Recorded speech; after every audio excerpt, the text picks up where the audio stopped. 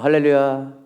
온라인으로 또한 오프라인으로 이렇게 새벽 예배에 나와 하나님 앞에 온 마음과 정성으로 예배를 드리시는 모든 성도들의 마음 가운데 하나님께서 귀한 은혜를 부어주실 줄 믿습니다. 수원중앙침례교회 원로 목사이신 김장한 목사님의 이 큐티 책에서 발췌한 내용인데요. 이 아프리카에서 이 남편과 함께 52년이나 선교를 한 엘라라는 분이 있었습니다. 이 타는 듯한 무더위와 이 불편한 환경 속에서 이 그녀는 세상을 떠나는 날까지 이 원주민들에게 복음을 전하기 위해 사명을 다했고, 불편한 생활이나 이 상황에 대해서 이 불평을 한마디도 하지 않았다고 합니다.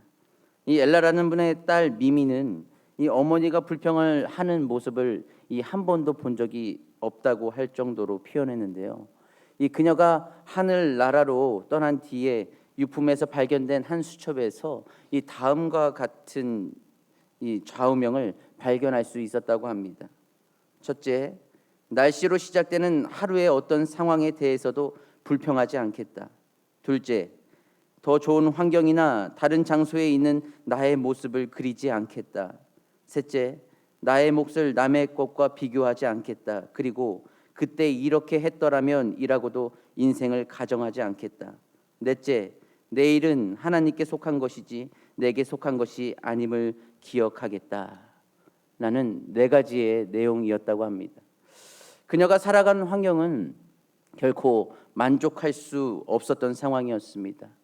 이 불평을 할 수도 있었던 자리였지만 그녀는 이 평생을 불평을 하지 않을 수 있었던 한 가지 비결은 이 모든 것을, 내가 하는 행동 하나하나, 먹을 수 있는 것, 입을 수 있는 것 하나하나를 이 하나님의 관점으로 바라보게 될 때에 자신은 불평을 하지 않을 수 있었다라는 것이 그의 비결이었죠. 어려움이 있어도 즐거운 일이 있어도 이 모든 것이 하나님께 속한 것임을 기억했고, 주어진 환경 속에서 감사할 제목들을 찾아냈던 것이 그의 삶의 비결이었습니다. 이처럼 오늘 말씀에도 피폐하고 이 황폐함 속에서 감사할 수 없던 환경에 놓인 주인공 한 사람이 있습니다. 그는 바로 다윗 왕인데요.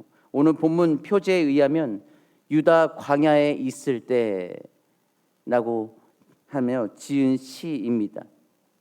본문 말씀에 의하면 다윗은 왕의 신분이었습니다. 그런데 다윗은 왜 광야에 있었을까요?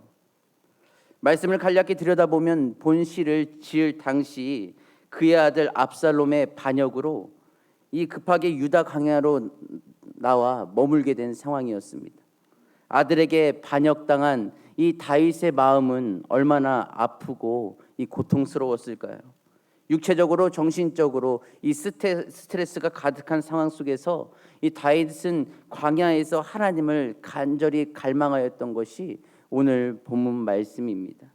자신의 육체와 마음이 환난으로 인해서 이 광야에서 물을 찾아 허덕이듯이 자신 또한 그 이상으로 하나님을 간절히 찾고 있었던 상황이었죠. 압살롬에게 쫓겨 아름답고 이 풍성한 예루살렘을 저버리고 물 한 방울 나지 않는 이 척박한 광야에서 머물게 된다는 것은 참으로 쉬운 일이 아니었을 것입니다. 이제 다윗은 하나님의 특별한 은총을 입지 못한다면 이 얼마 버티지 못하고 망할 수밖에, 또한 죽을 수밖에 없는 상황에 놓이게 되었죠. 이 막막한 상황 속에서 그가 가장 한 일이 무엇이었는가를 이 말씀 속에서 본다면, 첫째로 그는 부지런히 하나님을 찾았습니다. 이 말씀의 본문에 의하면 나의 하나님, 나의 하나님이라고 외치는 그의 소리가 들리기 시작하는데, 그는 메마르고 이 황폐한 땅에서 애타게 주님을 그리워했던 것이죠. 2절 말씀에 의하면 다윗은 과거 성수에서 주의 권능과 영광을 보기 위해서 이 애타게 하나님을 찾았던 것을 회상합니다. 그때 성수에서 하나님을 찾음으로 그는 하나님의 권능과 그 영광을 보았던 것이었죠. 그렇다면 지금은 환경과 상황이 바뀌었습니다. 그때는 예루살렘의 한 성전이었지만 지금은 유다 광야에 있을 때에 부르짖는 이 다윗의 모습, 유다 강하기 위해서 그가 하나님을 찾았을 때 그는 하나님을 만났을까요? 아니면 만나지 못했을까요? 본문 말씀에 의하면 그는 하나님을 만났습니다. 이 다윗이 하나님을 간절히 찾았을 때 하나님은 그를 만나 주셔서 그의 마음속에 그 갈급함과 그 아픔을 해소시켜 주셨죠.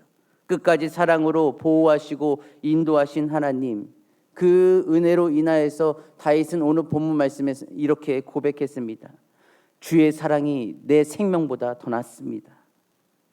생명 다하도록 기쁨이 가득한 입술로 내가 주를 찬양하고 나의 손을 주께로 들겠습니다 라고 고백했던 것이 그의 진실된 마음이었던 것이죠. 특별히 7절 말씀은 보면 그는 이렇게 고백했습니다. 주는 나의 도움이 되셨습니다. 우리의 모든 삶을 살아가는 동안 많은 역경들이 지나갑니다. 한 고비를 넘어가면 다른 고비가 또한 내 앞에 있듯이 누구든 인생 가운데 이 모든 시험과 헤쳐나가야 할 문제를 피할 수 있는 사람은 아무도 없던 것이었죠. 그러나 다윗에게서 우리가 배울 수 있는 한 가지는 이해할 수 없는 많은 상황이 그에게 닥쳤지만 그 상황 속에서 하나님을 찾고 매달렸던 그의 모습이었다라는 사실입니다. 이러한 상황 속에서 다윗이 드린 고백은 우리에게 어떠한 교훈을 주는 것일까라고 들여다보면 하나님은 성소이든 광야이든 그 어느 곳에서나 당신을 간절히 찾는 자를 만나 주신다는 것입니다. 하나님은 하늘을 보좌로 삼고 땅을 발등삼으로 삼으신 분입니다. 그래서 어디서나 누구나 하나님을 간절히 찾기만 하면 하나님을 만날 수 있습니다. 하나님을 찾는 그 자리가 하나님의 성소입니다. 하나님을 만나는 그 자리가 바로 하나님의 성소인 것입니다. 그러므로 어디에 머물러 있든지 어떠한 상황에 처해 있든지 우리가 해야 할 것은 하나님과 함께 하기 위해서 힘쓰자라는 것입니다. 하나님은 우리에게 말씀하셨습니다. 나를 사랑하는 자들이 나의 사랑을 입으며 나를 간절히 찾는 자가 나를 만날 것이니라. 너희가 전심으로 나를 찾고 찾으면 나를 만나리라. 믿으십니까? 하나님을 간절히 찾으면 우리에게 오는 유익은 무엇입니까? 육체적으로 오는 많은 유익도 있겠지만은 이 다윗에게 가장 강력하게 일어난 회복은 내 영혼의 만족이었습니다. 다윗은 이 영혼의 만족을 느끼면서 고백하기를 5절 말씀인데요. 5절 말씀을 새번역 버전으로 말씀드리면 기름지고 맛깔진 음식을 배불리 먹은 듯이 내 영혼이 만족하니 내가 기쁨에 가득 찬 입술로 주님을 찬양하렵니다. 그의 상황 속에서 찬양할 수 있는 것은 마땅치 않았습니다. 마음대로 먹을 수 있는 상황도 아니었고요. 마음대로 편하게 누울 수 있는 상황도 아니었고요. 주변을 바라보면 막막한 모든 광야 속에서 서 있던 것이 그의 모습과 상황이었던 것이었죠. 그런데 하나님께서는 그 빈 마음, 애절하게 그리워하는 그 마음 속에 다윗의 마음에 조금도 모자람이 없을 정도로 넉넉하게 채워주셨는데 무엇을 채워주셨는가? 영혼의 만족감, 영혼의 흡족함. 이 세상에 많은 주위에 내게 없는 것이 많을지라도 있는 것을 바라보게 하셨고 또한 먹을 수 있고 입을 수 있고 또한 주변에 있는 많은 사람들과 함께 할 수 있는 것을 바라보게 하심으로 그에게 감사함으로 영혼의 만족감을 채워주셨다는 것입니다. 이처럼 우리도 다윗이 광야에 있을 때처럼 눈으로 볼 때에 만족할 수 없는 상황이 주어질 수 있습니다. 척박한 광야 위에 있는 것처럼 우리가 그 상황에 있을 수도 있습니다. 세상에 오는 환난으로 인해 육체와 영혼이 광야에서와 같이 메마르고 내 영혼이 곰핍한 상황일 수 있습니다. 자녀들에 대한 걱정이 있을 수 있습니다. 또한 개인 사업과 직장으로 인해 내 영혼이 메마른 땅을 온종일 걷는 것과 같은 답답한 상황일 수도 있습니다. 어찌 보면 9절 말씀에 의하면 나를 죽이려고 노리는 자들, 또한 나를 미워하는 자들이 나를 힘들게 할 수도 있습니다. 이러한 많은 상황 속에서 우리는 어떻게 해야 하는가? 믿는 자로서 무엇을 선택하고 무엇을 바라보며 나아가야 되는가라는 것을 질문을 던지며 말씀을 보면 다윗은 주께로 가까이 나가기 위해 힘을 썼다라는 것입니다. 왜 그렇습니까? 그의 영혼을 지키시고 살리실 수 있는 분은 그때 하나님 한 분밖에 없었으니까. 8절의 말씀처럼 주를 가까이 따르면 오른손으로 하나님은 붙들어 주신다라고 말씀하셨습니다. 우리가 하나님을 간절히 찾을 때 그분이 붙드시면 우리의 생각과 마음은 달라집니다. 세상으로부터 오는 문제들은 언젠가는 지나갑니다.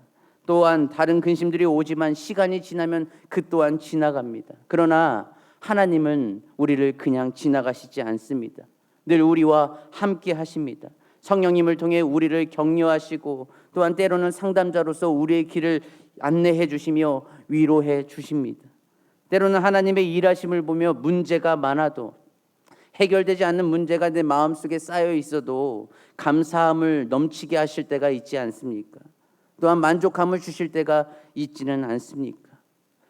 그 마음을 잠시 들여다보면 때로는 문제가 하나님보다 더 크게 보일 때는 감사함이 없지만 아무리 문제가 많을지라도 하나님께서 그 하나님을 더 크게 바라보게 하시면 그때에는 이 하나님과 함께함으로 인하여서 마음속에 감사함이 사라지지 않는 우리의 삶이 있는 것이 아니겠습니까? 이 세상을 살아가면서 문제 없는 사람들이 누가 있을까요? 새벽부터 주의 전에 나온 우리 예배를 드리는 성도님들도 고된 삶과 근심과 걱정이 있습니다. 그런데 감사한 것은 그만큼 하나님을 간절히 찾기 위해 이 새벽에 모였다는 사실입니다. 하나님의 은혜가 아니고는 이 세상을 살아갈 수 없음을 깨달은 분들이 바로 이 자리에 또한 온라인으로 예배를 드리는 모든 성도님들인 것입니다. 여기에 앉아서 예배를 드리는 이유는 무엇입니까? 결론적으로 주는 나의 하나님이시니까. 함께 고백해 보실까요? 주는 나의 하나님이십니다. 주는 나의 도움이 되십니다. 그 고백이 오늘 우리의 모든 삶을 지탱하도록 강한 힘을 불어 넣어 주실 것입니다. 주는 우리의 하나님이심으로 끝까지 우리를 책임져 주신다는 것, 우리의 영혼을 끝까지 이끄신다는 것을 절대로 잊지 마시기를 바랍니다. 독일의 위대한 시인인 라이너 마리아 릴케는 젊은 시절 파리에서 이 화가인 로댕의 비서로 있으면서 시를 쓰는데 부단히 정진하여 시 분야에 커다란 공헌을 했습니다. 이 로댕은 불란서의 조각가로 그 영향이 전 유럽에 미쳤고 그의 표현력은 단연 추종을 불허할 정도였죠. 그런데 이 릴케가 로댕의 집을 처음 방문했을 때 처음 방문했을 때 그 인상을 그의 작품 젊은 시인이라는 책에 써놓았는데 한마디로 충격을 받았다고 합니다. 왜냐하면 이 릴케가 찾아간 집은 도저히 이 로댕의 화려한 명성과는 너무나 어울리지 않을 정도로 집이라기보다는 겨우 살아갈 만한 작고 초라한 건물이었기 때문이었습니다. 로댕의 이 명성을 따라서 무조건 큰 집에만 살아야만 되는가? 그것이 자족할 수 있는 우리의 선택인가라는 것을 질문하며 들여다볼 때 어찌 보면 로댕은 자신의 명성은 중요하게 여겼다기보다는 그 자신이 자족하게 살 수 있는 그러한 비결을 알고 있지 않았나. 그 주어진 것에 감사할 수 있는 마음이 최고인 것을 알지 않았는가를 또한 볼 수 있었습니다. 이 로댕이 그곳에 살았다고 해서 이 황폐한 삶을 살아가는 것이 절대 아니었습니다. 먹을 수 있고 입을 수 있고 잠을 잘 수 있고 자신이 원하는 일을 할 수 있었던 그 상황, 그 모든 모습이 그 삶이 너무나도 아름다운 삶인 것이었죠. 여러분은 어떻게 살아가고 계십니까? 화려하지는 않아도 오늘을 주신 삶에 만족하며 감사함으로 살아가기 위해 오늘도 힘쓰고 계십니까? 부와 명예가 있어도 만족하며 살아가지 못하는 사람들이 많이 있습니다. 그러나 저와 우리 모든 성도님들은 이 하나님께서 채워주시는 이 영혼의 만족으로 살아가시기를 주의 이름으로 축복합니다. 하나님은 우리가 절망의 자리에서 서성이고 있을지라도 하나님은 반드시 우리를 다윗처럼 희망의 자리로 인도하실 줄을 믿습니다. 하나님을 간절히 찾는 이 자리를 늘 지키며 오늘도 이 내 영혼의 만족을 반드시 주시는 하나님만을 의지하고 걸어가시는 우리 성도님들이 되시기를 주님의 이름으로 축원합니다. 함께 기도하시겠습니다. 사랑의 하나님 아버지, 주는 나의 하나님이십니다. 주는 나의 도움이십니다. 이 다윗의 고백이 우리의 고백이 되게 하여 주시옵소서. 지쳐있는 영혼에게 다가와 위로하시어 만족을 주시는 주님, 우리에게도 그 은혜를 내려 주시옵소서. 예수님의 이름으로 기도드립니다. 아멘.